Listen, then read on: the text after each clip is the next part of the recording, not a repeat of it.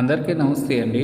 నేను గుంటూరు నుంచి మంగళగిరి లక్ష్మీ నరసింహస్వామిని దర్శించుకోవడానికి ఈరోజు పవిత్ర గుడి యూట్యూబ్ ఛానల్ లక్ష్మీ నరసింహస్వామి టెంపుల్ని విజిట్ చేయడానికి మంగళగిరి వచ్చింది.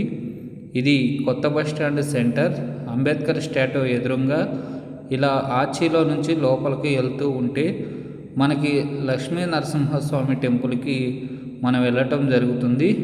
కావున మీరు గుంటూరు నుంచి వచ్చినా లేదా విజయవాడ నుంచి వచ్చినా ఈ చిన్న తప్పు మటుకి చేయవకండి. మీకు విజయవాడ నుంచి వచ్చేటప్పుడు వడ్డేశ్వరం అండర్ పాస్ నుంచి చూపిస్తుంది. దయచేసి ఆ అండర్ పాస్ నుంచి మటుకి రావకండి. మీరు రావాలి అనుకుంటే ఆత్మకూరు అండర్ పాస్ నుంచి కానీ లేదా ఎన్ఆర్ఐ దగ్గర అండర్ పాస్ నుంచి కానీ శ్రీ లక్ష్మీ నరసింహస్వామి టెంపుల్ని విజిట్ చేయవచ్చు. రండి, ఇదిగో మనం లక్ష్మీ నరసింహస్వామి టెంపుల్ దగ్గరికి వచ్చేసాం. చూడండి, ఇక్కడ చూసారుగా రథం ఎలా ఉందో. ఈ రథం గురించి నేను చెప్పడం జరుగుతుంది. ఇక్కడ శ్రీ శ్రీ రాజా వాసిరెడ్డి వెంకటాద్రి నాయుడు గారి కళావేదిక ఇక్కడ ఉంది. చూడండి, ఇగో రాజా వాసుదేవారెడ్డి వెంకటాద్రి నాయుడు గారిది, శ్రీకృష్ణదేవరాయలు గారిది ఇక్కడ విగ్రహం ప్రతిష్ట చేశారు.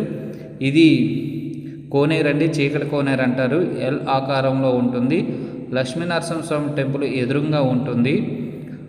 హాయ్ ఫ్రెండ్స్, నా ఛానల్ మీరు కొత్తగా చూస్తున్నట్టయితే వెంటనే లైక్ చేయండి, షేర్ చేయండి, సబ్స్క్రైబ్ చేయటం మటుకి మర్చిపోవకండి. ఈరోజు మన పవిత్ర గుడి యూట్యూబ్ ఛానల్ మంగళగిరి వచ్చేసింది. ఇప్పుడు ఈ లక్ష్మీ నరసింహస్వామి లోపల ఎలా ఉంటారు, లోపల ఏమేమి ఉన్నాయి అనేది మీకు ఈ వీడియోలో క్లుప్తంగా చూపించడం జరుగుతుంది. చూడండి, నా వెనకమాల ఉన్నది లక్ష్మీ నరసింహస్వామి టెంపుల్. ఇదిగో చూడండి, ఇక్కడ రథం కనిపిస్తుంది కదా. ప్రతి మార్చి నెలలో స్వామివారి కళ్యాణ మహోత్సవం జరుగుతుంది. ఆ కళ్యాణ మహోత్సవం జరిగిన అనంతరం స్వామివారు ఊరేగింపుగా ఇక్కడ నుంచి వెళ్తారు. ఆ పక్కనే చూసుకుంటే మనకి రూమ్స్ అవైలబుల్గా ఉంటాయండి. ఆ రూమ్స్ అవైలబుల్గా నాన్ ఏసీ అయితే 400, ఏసీ అయితే 1000 రూపాయలు ఉంటుంది. ఇది ఒక ఫ్యామిలీకి సంబంధించి.